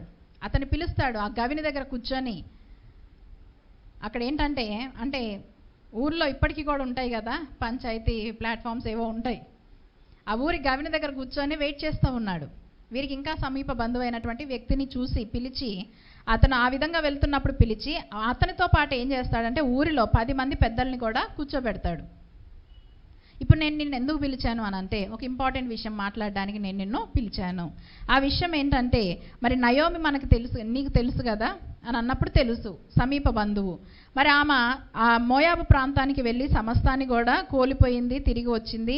ఆమెకు కలిగినటువంటి 3వ వచనంలో మనం చూసినట్లయితే కనుక, మోయాబు దేశం నుండి తిరిగి వచ్చిన నయోమి మన సహోదరుడైన ఎలీమెలెకునకు కలిగిన భూభాగము అమ్మివేయుచున్నది గనక నీవు చెవులార వినున్నట్లు నేను ఒక సంగతి చేయవలనని ఉన్నాను. ఈ పుర నివాసుల ఎదుట నా జనుల పెద్దల ఎదుటను ఆ భూమిని సంపాదించుకొనుము. ఏలయనగా దాన్ని విడిపించుటకు నీవు ఒప్పుకొనిన ఎడల విడిపింపుము. ఇదిగో ఆ పొలము తను అమ్మాలనుకుంటుంది, మరి దాన్ని విడిపిస్తావా లేదా అంటే, పొలంతో పాటు ఏంటంటే రూతు కూడా. అయితే ఆయన ఏమంటాడంటే ముందు, అరే సరే దాంట్లో ఏముంది, నేను విడిపిస్తాను, ఆ పొలాన్ని నేను తీసుకుంటాను అని అంటాడు. అన్నప్పుడు బోయాజు వెంటనే చెప్పినటువంటి మాట ఏంటంటే, దానితో పాటు మరి తన కోడలైనటువంటి రూతు విషయంలో కూడా నువ్వు బాధ్యత తీసుకోవాలి అని అన్నప్పుడు వెనకంజ వేస్తాడు. అక్కడ చూడండి 4వ వచనంలో, ఈ పుర నివాసుల ఎదుట నా జనుల పెద్దల ఎదుటను ఆ భూమిని సంపాదించుకొనుము. ఏమనగా దాన్ని విడిపించుటకు నీవు ఒప్పుకొనిన ఎడల విడిపింపుము, దాన్ని విడిపింపనొల్లని ఎడల అది స్పష్టముగా నాతో చెప్పుము. నీవుగాక దాన్ని విడిపింపవలసిన బంధువుడు ఎవడును లేడు, నీ తర్వాతి వాడను నేనే అని బంధువునితో చెప్పాను. అందుకతడు నేను విడిపించేదనను. బోయాజు, నీవు నయోమి చేతి నుండి ఆ పొలమును సంపాదించు దినమున చనిపోయిన వాని పేరట అతని స్వాస్థ్యమును స్థిరపరచున్నట్లు చనిపోయిన వాని భార్య అయిన రూతు అను మోయాబురాలి యొద్ద నుండి దాన్ని సంపాదింపవలనని చెప్పగా ఆ బంధువుడు, నేను దానిని విడిపించుకొనలేను, నా స్వాస్థ్యమును పోగొట్టుకొందునేమో, నేను దాన్ని విడిపింపలేను గనక నీవే నాకు ప్రతిగా బంధు ధర్మమును జరిగించుమని చెప్పాను.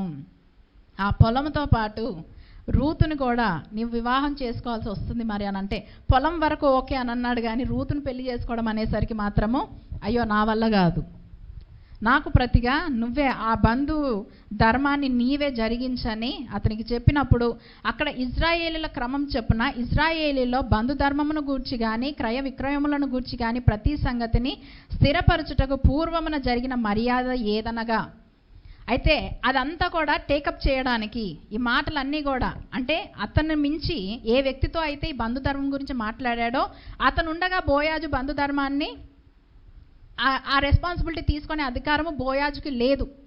సో వన్స్ ఏంటంటే తన దగ్గర కన్ఫర్మ్ చేసుకున్నాడు, ఒకవేళ నీకు టర్మ్స్ అండ్ కండిషన్స్ అన్నీ కూడా నీకు నచ్చితే ఓకే. అతను ఏమన్నాడంటే, పొలం విడిపించడానికి నాకు ఏ అభ్యంతరం లేదు, కానీ రూతుని మోయాబురాలైన ఈ రూతుని నేను పెళ్లి చేసుకోవడం అయితే నాకు ఇష్టం లేదు అని అన్నప్పుడు మరి అతను ఏం చేశాడు, బోయాజు ఆ ఊరిలో ఉన్నటువంటి 10 మంది పెద్దలని కూర్చోబెట్టి ఈ వ్యక్తిని కూడా ఏంటంటే తను వద్దు అని అనుకున్న దానికి సాదృశ్యముగా ఆ కాలంలో ఉన్నటువంటి పరిస్థితులకి క్రమము ఏదైతే ఉందో దానిని అతను మరి అక్కడ జరిగించినట్టుగా మనం చూస్తూ ఉన్నాం. చూడండి, ఒకడు తన చెప్పు తీసి తన పొరుగువానికి ఇచ్చుటయే ఈ పని ఇజ్రాయేలీలో ప్రమాణముగా ఎంచబడెను. తన చెప్పు తీసి ఏంటంటే అలా వదిలేసేయాలి. అంటే ఈ బంధుధర్మం అనేది నా వరకు వచ్చిన దాన్ని నేను విడిచిపెడుతున్నాను. చూడండి, అంటే దాంట్లో నేను ఉండను, ఇంకా నాకు దాంట్లో ఏమంటారు దాన్ని, బాటిల్లో నాకు ఇంకా పాలు పప్పులు లేవు, నేను దాని నుంచి బయటికి, నేను దాన్ని విడిచిపెట్టేశాను అన్నదానికి సాదృశ్యంగా తన చెప్పు ఏం చేయాలంటే తీసి అవతల వ్యక్తికి ఇచ్చేసేయాలి. ఒక్కొక్క కాలంలో ఒక్కొక్క స్థలంలో కొన్ని ఆచారాలని కాదు కానీ కొన్ని పద్ధతులు, పెద్దలు పెట్టుకున్నటువంటి కొన్ని పద్ధతులు అనేవి కొన్ని ఉన్నాయి.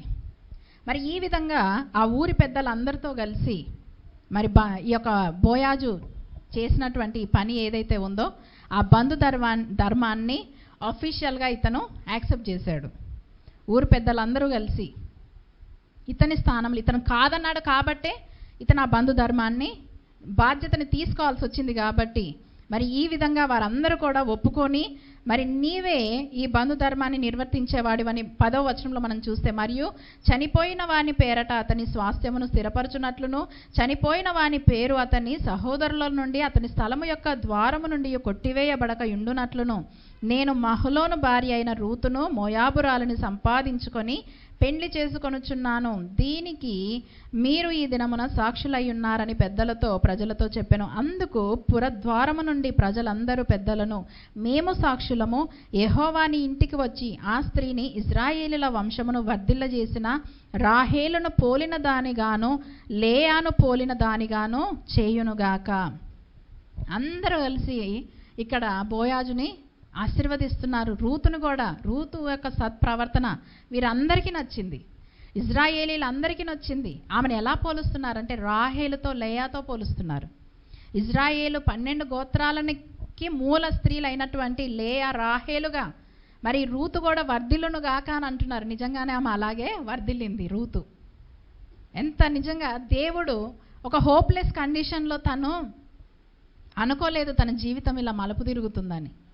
వాళ్ళందరూ కూడా ఇజ్రాయేలుకి మోయాబీలు అంటేనే పరమ అసహ్యం.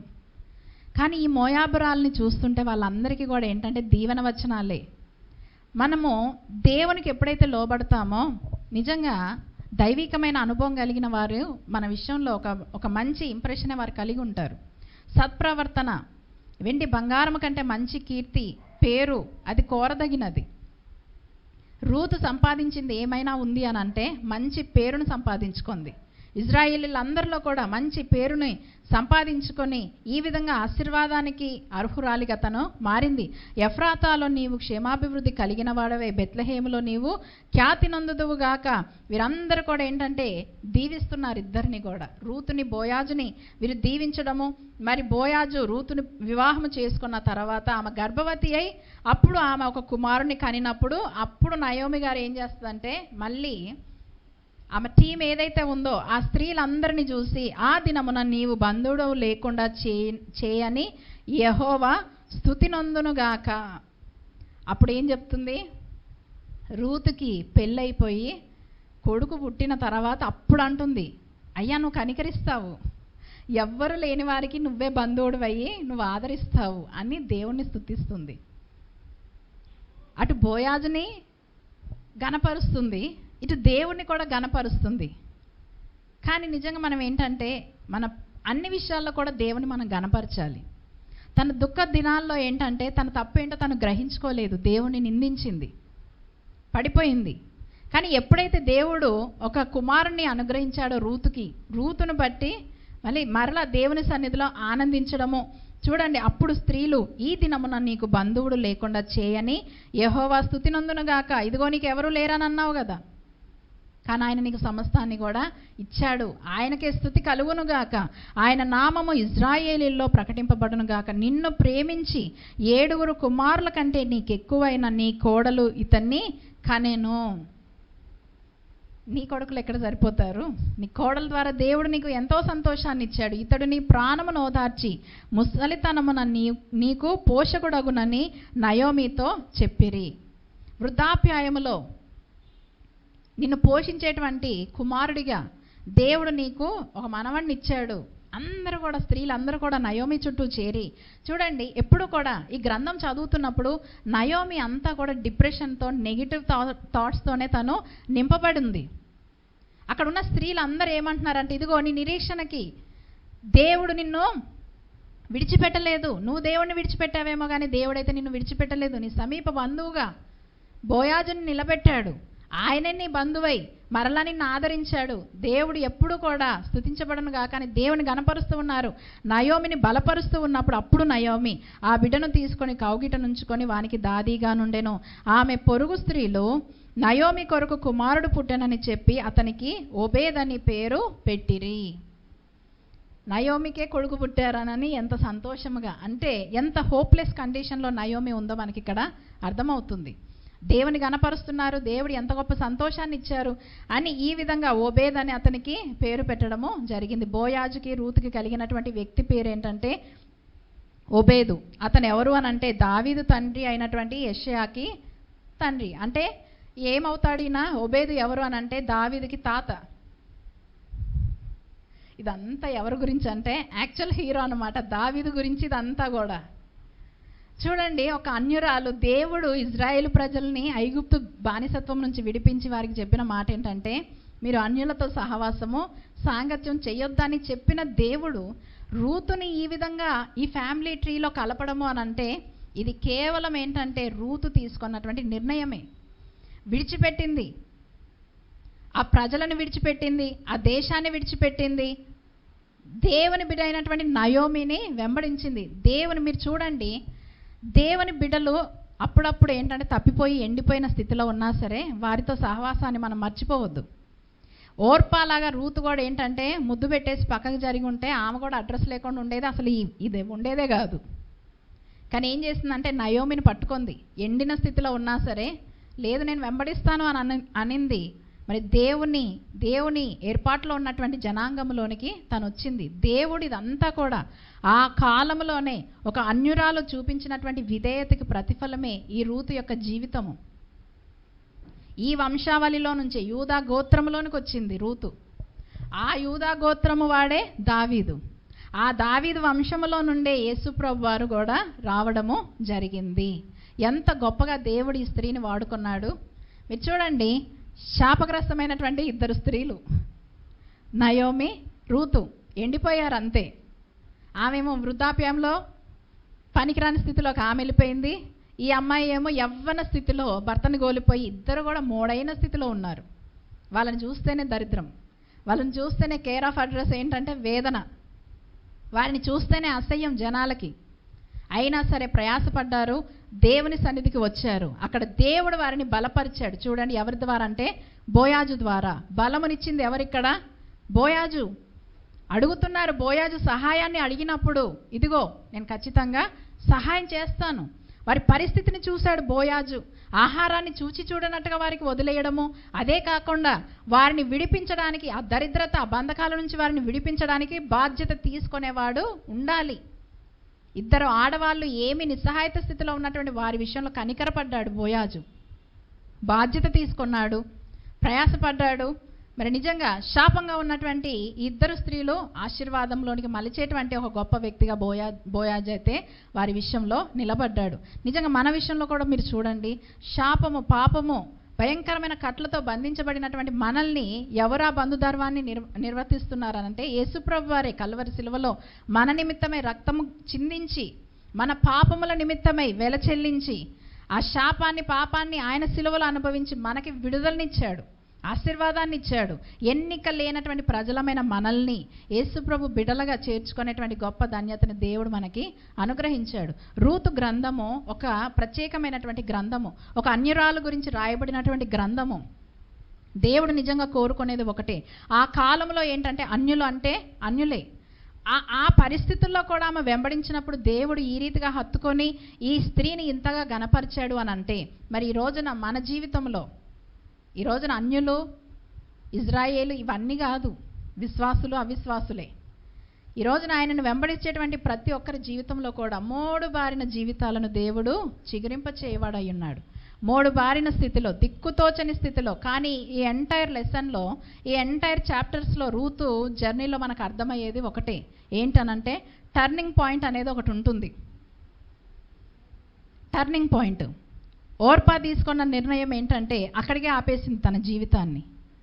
రూతు తీసుకున్నటువంటి నిర్ణయం ఏదైతే ఉందో, నీ దేవుడే నా దేవుడు, నీ జనమే నా జనము, నీ ప్రజలే నా ప్రజలు, చావు తప్ప నిన్ను నన్ను వేరుపరిచేది ఏదీ లేదని మొండి పట్టుకొని నయోమిని పట్టుకొని వదలలేదు, వెంబడించింది. ఈ రోజున మనం ఆలోచించాలి, మనం ఎవరిని వెంబడిస్తున్నాము?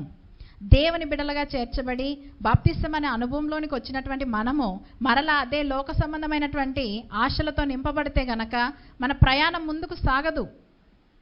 చూడండి, ప్రత్యేకించబడినటువంటి జనాంగం ఒక తీర్మానాన్ని మనం తీసుకుంటున్నామంటే తీర్మానానికి కట్టుబడినటువంటి ప్రవర్తన మనం కలిగి ఉండాలి.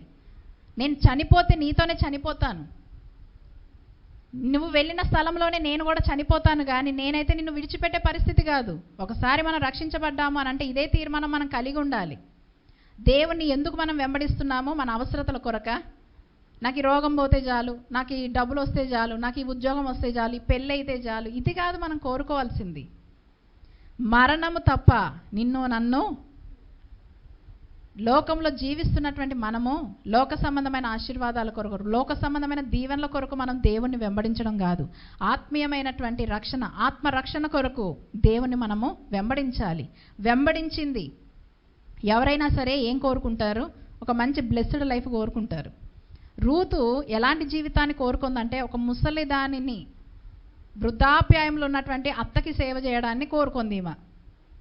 లోకం చూసే దృష్టి ఏంటంటే ఇంత యవనంగా ఉన్నా నువ్వెక్కడ పని చేసుకొచ్చి ఈవెన్ పోషిస్తావు, పెళ్లి చేసుకుంటే నీకంటూ ఒక కుటుంబం ఏర్పడుతుంది కదా అని సలహాలు ఇచ్చేవాళ్ళు ఇచ్చే ఉండకపోతారా?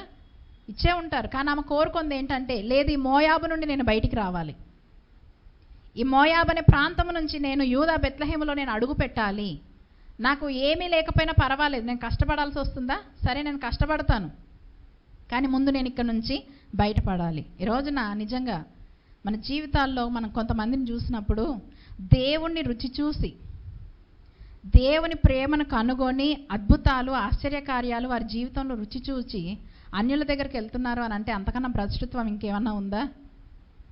అంటే చూడండి, యవ్వనస్తురాలు ఈమె, రూతు యవ్వనస్తురాలు, ఈమెకు ఆశలుంటాయి, కోరికలుంటాయి. బోయాజు అంటున్నాడు, అమ్మా నువ్వు అందరు యవ్వనస్తుల్లాగా నువ్వు తప్పు చేయాలంటే యవ్వనస్తులు ఉన్నారు, కానీ నువ్వు యవ్వనస్తుల దగ్గరికి వెళ్ళలేదు. నీ అత్త నీకు ఏది చెప్పిందో, ఒక క్రమం ఏదైతే నీకు చెప్పిందో ఆ క్రమాన్ని నువ్వు పాటించావు, చూసావా? నీ మొదటి ప్రవర్తన కంటే నీ ఈ ప్రవర్తన ఇంకా నాకు చాలా మంచిగా అనిపించిందని మరి తన విషయంలో సాక్ష్యం చెప్పాడు. అన్నీ అయిపోయినా సరే ఇంకా ఏదో చెయ్యాలి. బలం ఉంటే పాపమే, బలం లేదంటే అప్పుడు దేవుడు కావాల్సిన పరిస్థితి. మంచి యవ్వనం ఉంది, మంచి బలం ఉంది, మంచి స్థితిలోనే ఉంది. వెళ్ళాలనుకుంటే తల్లిదండ్రుల దగ్గరకు వెళ్ళొచ్చు, ఇంకో పెళ్లి చేసుకోవచ్చు. తన గురి ఆ విధంగా లేదు. చూడండి, దేవుడు ఎప్పుడు మనకు ఒక ఘనతనిస్తాడు. ఈ రోజున రూతు గ్రంథాన్ని మనం చదువుతున్నామనంటే ఆ కాలంలో ఎంత దరిద్రత, ఎంత భయంకరమైన గడ్డు పరిస్థితుల్లో తను తీసుకున్న నిర్ణయమే రూతు చరిత్రని మార్చివేసింది. నీకు అన్నీ కలిగి ఉన్నప్పుడు దేవునికి ఎంత నమ్మకంగా ఉంటావన్నది కాదు దేవుడు కోరుకునేది. ఏమీ లేని దరిద్రతలో దేవునికి మనం చూపించే విధేయతే అదే మన టర్నింగ్ పాయింట్ అవ్వబోతుంది. రూతు కూడా ఏంటంటే సమస్తాన్ని కోల్పోయింది, మోడైన స్థితిలో ఉన్నా సరే నమ్మకముగా ఆమె మీదకి అందుకే ఆశీర్వాదాలు వచ్చాయి. ఎదురైన ప్రతి ఒక్కరు కూడా దేవుడు నిన్ను దీవించునుగాక, దేవుడు నిన్ను సరైన స్థలంలో ఉంచునుగాక, నీవు రాహేలు వలె లేయా వలె వర్ధిల్లుదువుగాక అని అందరూ కూడా తనని దీవించారు. ఆ దీవెన మాటలన్నీ కూడా రూతు జీవితంలో అవి నెరవేరాయి. మనం తీసుకునేటువంటి ఒక నిర్ణయము, రూతు లోకాన్ని విసర్జించింది, పాపాన్ని విసర్జించింది, దేవుని సన్నిధిని ఆమె వెతుక్కుంటూ వచ్చింది. ఈ రోజున మనము కూడా ఏంటంటే దేవుని సన్నిధిని వెతికే అనుభవం మనము కలిగి ఉండాలి. కొన్ని రోజులు కష్టపడాల్సి వస్తుంది. నిజంగా దేవుని కొరకు దేవుని రాజ్యం సంపాదించుకోవడము, దేవుని సన్నిధిలో ఒక పేరుని సంపాదించుకోవడం అనేది అంత ఈజీ ఏం కాదు. దేవుని మార్గము ఎప్పుడూ కూడా అది పూలబాటగానే కాదు. దేవుని ఏర్పాట్లో, దేవుని ప్రణాళికలో మనము ఒక గుర్తింపుతో మనం ముందుకు సాగాలి అంటే గనక అంత భయంకరమైన ప్రతికూల పరిస్థితులు కూడా వచ్చినప్పుడు మనం నిలబడ్డప్పుడే మన సాక్ష్యం బలంగా ఉంటుంది. నిలబడింది, కాంప్రమైజ్ అవ్వలేదు. దేవుని బిడ్డల్లో ఉండాల్సినటువంటి ఒక గొప్ప లక్షణం ఏంటంటే కాంప్రమైజ్ అవ్వకూడదు మనం. సరే, నాకు 3 పూటలు తినలేకపోయినా 2 పూటలే ఆహారం తినాల్సి వస్తుందా? సరే, అలాగే ఉంటాను. దేవునికి విరోధంగా మాత్రం నేనేమి సంపాదించను. ఆ తీర్మానం ఉండాలి. నన్ను నేను నలగొట్టుకున్నా పర్వాలేదు, నేను సఫర్ అయినా పర్వాలేదు, కానీ నేను దేవునికి నమ్మకంగా ఉండాలి, దేవునికి యథార్థమైనటువంటి ప్రవర్తనతో నేను జీవించాలని ఏ వ్యక్తులైతే తీర్మానం తీసుకుంటారో వారు కొంతకాలం సఫర్ అవుతారేమో, కానీ వాళ్ళ కోసం దేవుడు మంచి ఫ్యూచర్ని ప్లాన్ చేస్తాడు. రూతుని అలాగే చేశాడు దేవుడు.